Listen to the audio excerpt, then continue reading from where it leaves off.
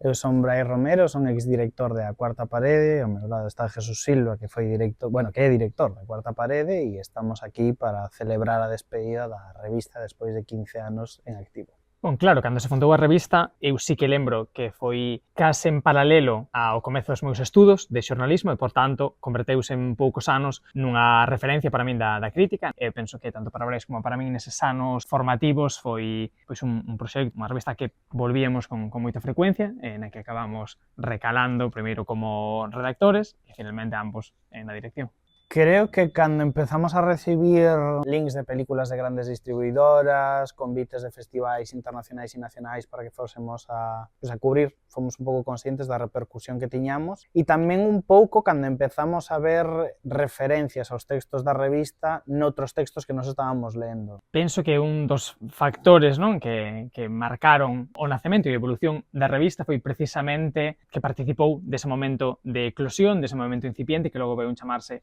novo cinema galego, que tamén se deu en paralelo ao nacemento de moitos festivais de cinema aquí en Galicia, que agora son referentes, e os festivais galegos foron unha parte importantísima disso, e todos, pois, de algún sitio formamos parte dese ecosistema que se impulsou e que se axudou mutuamente, non? E para nós, pois, penso que era fundamental poder falar de cinema dende aquí, pois, nun diálogo horizontal con cinematografías e con autores internacionais, e ao final, pois, penso que o tempo que nos deu a razón. Creo que os máis de 100 e pico de colaboradores que pasaron pola revista e non estou seguro de se chegamos a 1000 artigos, creo que sí, creo que sí, creo que estamos aí cerca. Creo que dan conta dun tempo e dun momento, creo que son ao final casi como unha cápsula do tempo do que estaba sucedendo en Galicia, do que estaba sucedendo no cine galego e de todas as voces que estaban falando alrededor del. Eu penso que é o legado máis valioso que deixamos como medio é o arquivo, e no que nos estamos esforzando agora como parte deste peche, desta despedida, por asegurar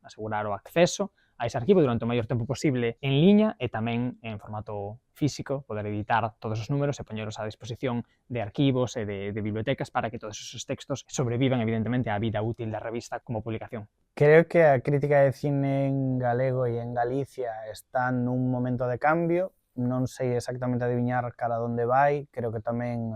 o propio feito de que ao final a Cuarta Parede bote o peche tamén é un síntoma deste momento de cambio. Creo que siguen existindo esas voces críticas, pero persoalmente nestes últimos anos, digamos, non a atopamos para que se pudiera incorporar á revista. Pero bueno, creo que sempre hai que quedar con unha parte de esperanza e de optimismo e ao final todas as cousas atopan o seu lugar e nunca se sabe, igual dentro de 4 anos alguén nos escribe con un proxecto para reabrir a revista e todo se andará.